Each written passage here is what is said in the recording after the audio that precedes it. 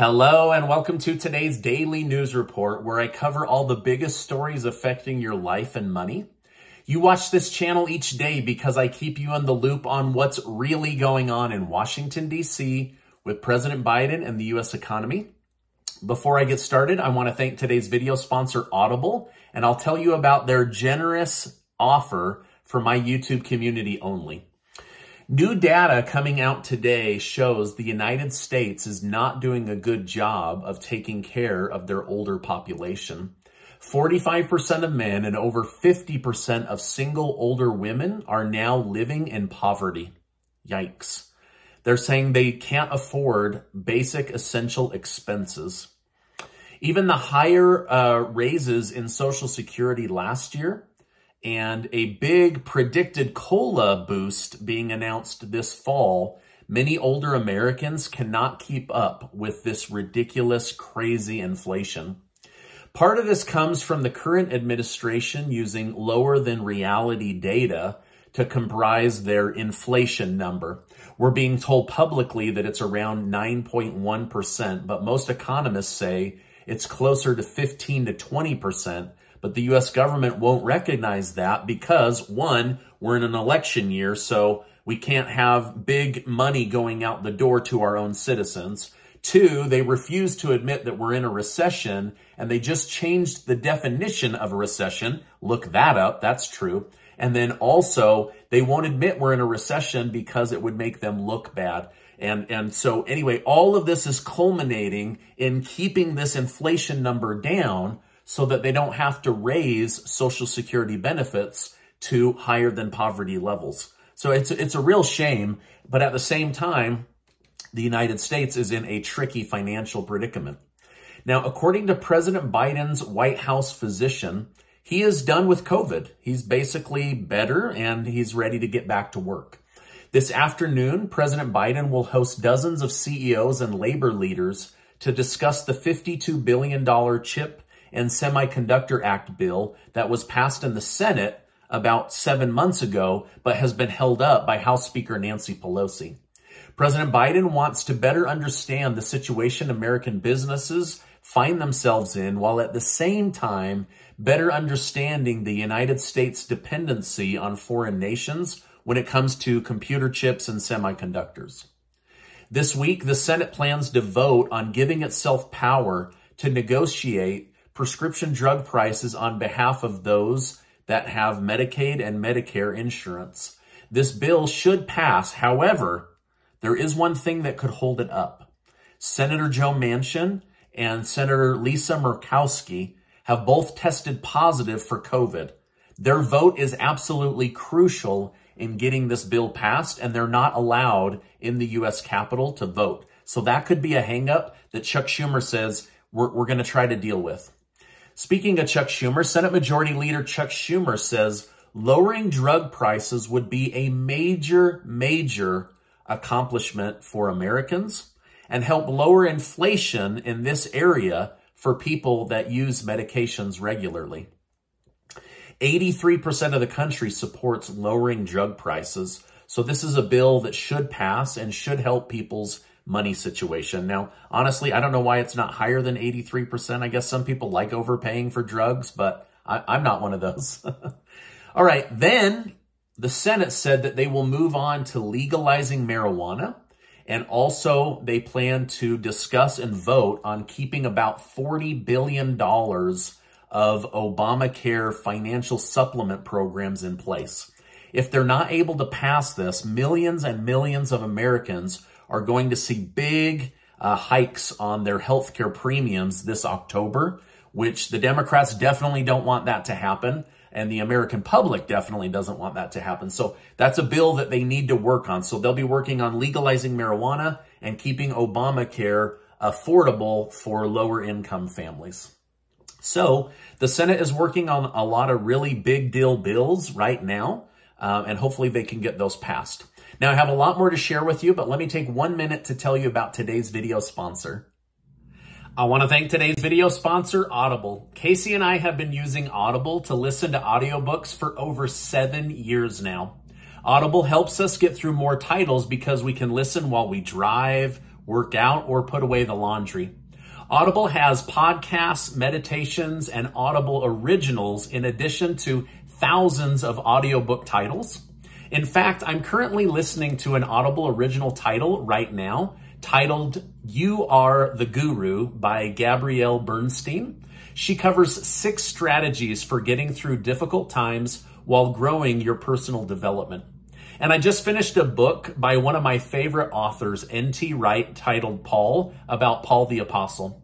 For my community members, Audible has made a generous offer. They're going to give you a free 30-day trial. Just go to audible.com/Stephen Gardner or text Stephen Gardner to 500-500 to get your free trial. Summer is a great time to listen to a free book and fall in love with Audible as much as we have. Now, I'll make sure to leave a link down below, and you make sure to take advantage of this free opportunity. All right, now let's get back to today's news update. Some of you said in the comments that I was becoming a conspiracy channel when I shared that Russia had shut down the Nord Stream 1 pipeline for their annual maintenance and might not turn it back on. Well, first of all, that was in the news. That was not my opinion, right? So if anyone's conspiracy, it's the news, not me. But 2, Russia has turned the Nord Stream 1 back on, but told Europe that it will only be at 20% of its previous capacity. So they're slashing Europe's gas by 80%. So I guess I was kind of right, but at the same time, I was just sharing the news. So don't think I'm trying to lead you down these like crazy rabbit holes, right? I'm just telling you guys what's in the news. These are big, big stories, right? Like Europe is in full-blown panic mode as they try to figure out how to keep their citizens warm this winter, which starts in about 100 days. So the clock is ticking to figure out how do we take care of Europe, right? Now, Germany is the most reliant and will be the most affected, so they're going to have to really do something with this Russia-Ukraine war situation. The country of Canada, where the United States actually gets a lot of food from, just had their Prime Minister, Justin Trudeau, follow in the footsteps of Holland, where they are telling farmers to have less livestock and use a fraction of the fertilizers. Essentially, this new legislation will crush food supplies over time and bankrupt these farmers. And so, like the Dutch, these Canadian farmers are pushing back. They're now planning to use their farming equipment to clog the cities, similar to what we saw with the trucker convoy, until they can get a meeting with Justin Trudeau to say, hey, Prime Minister, like, what's up? Why are you trying to bankrupt us? Why are you trying to kill off our food supply? So, I don't know, like, okay, now this is going to sound a little bit conspiracy, but like, why does it all of a sudden seem like governments all around the world are viewing their own people as the enemy, or worse, as a parasite, right? Like, what's wrong with us? Like, why are you trying to cripple our access to money, our access to food? Like, I don't know, man. Something seems very, very odd. And I read about this every day in the news. Major news organizations are talking about this, right? Okay, now members of Congress are issuing a major warning to their colleagues that the country of China is strategically infiltrating the United States of America, and our government has either been too ignorant to their moves or quietly complicit in a subtle takeover. In the past few years, while Democrats and Republicans have been fighting each other instead of fighting for the good of the American people, the Chinese Communist Party quietly bought up 192,000 acres of fertile farmland right here in the United States. China has also been quietly buying commercial and residential real estate all over the country. They've also been making offers on businesses and food companies with offers so large, U.S. company owners couldn't say no, like a deal too good to say no to. However, a few politicians have noticed China making purchases near U.S. military bases in the name of owning farmland.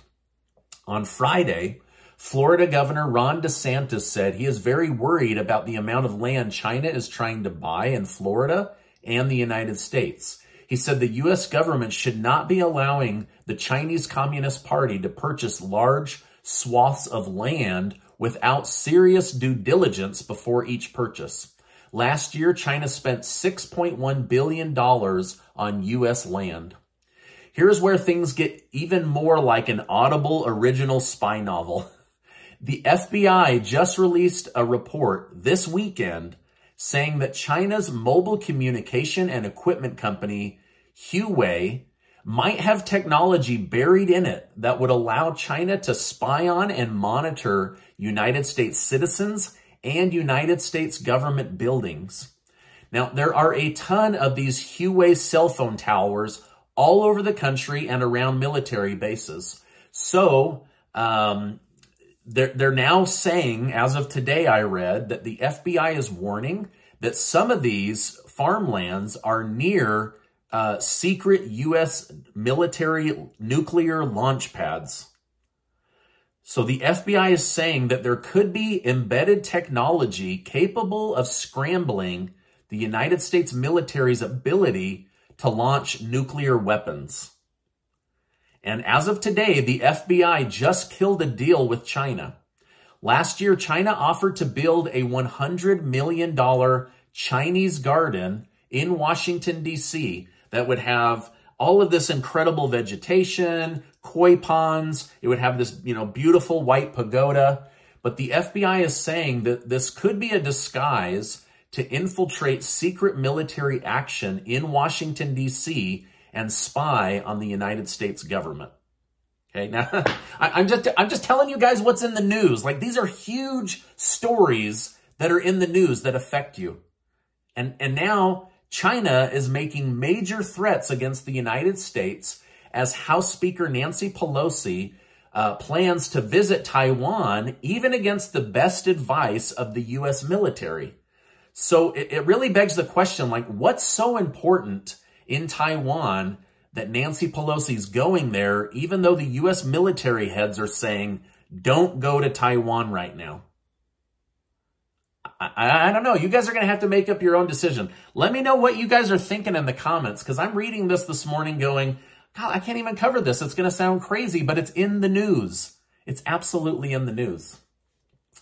All right, now, I can see why the January 6th committee plans to hold more publicly televised hearings in September. According to an independent Axios news report, only 2% of people changed their mind regarding the January 6th situation after hearing the hearings. So, and they didn't even say which direction they really changed. Like, did 2% feel like it was a waste of time? Did 2% feel like Trump was more involved or less involved? They didn't really say, but either way, they're going to be putting on more of these hearings because this data shows that only 2% of people have changed their mind after hearing everything. I mean, it does kind of make you wonder, what if this very committee spent the same amount of time, money, and effort on fixing inflation? How different would the country be if they had spent the last year trying to improve the country? But what do I know? I'm just a guy on the internet, you guys. All right, now, before you go, I want to remind you that you are amazing. Never forget that. Also, don't forget, get your name entered to be one of the winners of the $6,000 in cash prizes that Casey and I are giving away. Also, click on that Audible link right now. Go get a free audiobook. It's totally free, and you will love, love, love Audible as much as Casey and I do. Hey, I appreciate you being in my community, and I will see you on the next video.